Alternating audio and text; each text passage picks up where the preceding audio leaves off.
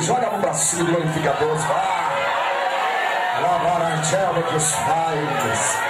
Eu sinto Jesus aqui em tudo quanto é parte, mas está presente aqui lá fora, aqui dentro.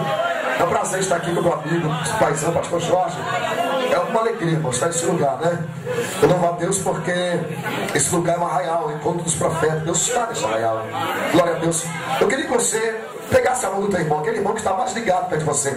Aí fora do telão, aqui dentro, ali corretor. Pega a mão dele aí. Se ele estiver vivo, ele vai estar quente. Pega a mão dele aí, vá. Agora, se ele estiver morto, se for gelado, se ele for defunto, vai estar duro, sem graça e sem vida. Pega a mão dele aí. Faz o teste, faz.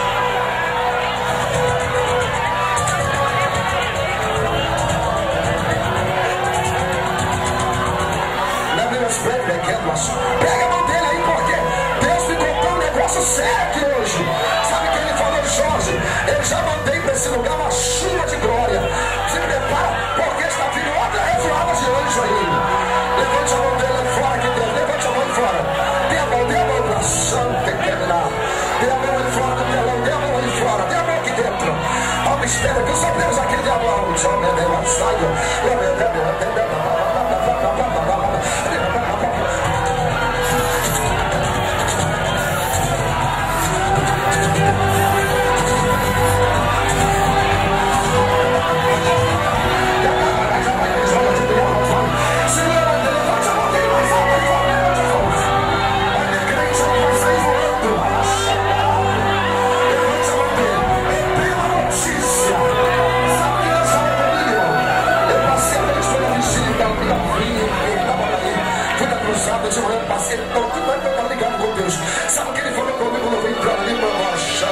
Se você crê bem, não crê amém.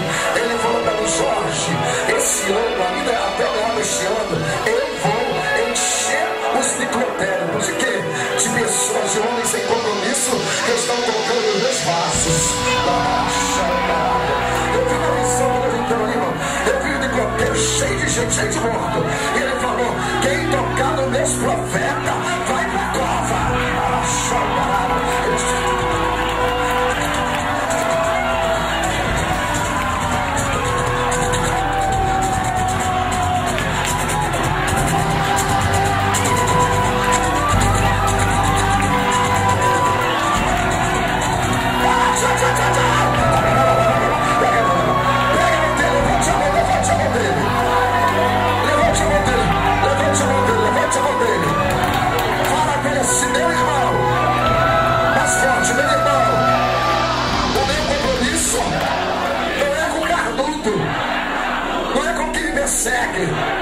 O meu compromisso é com o rei.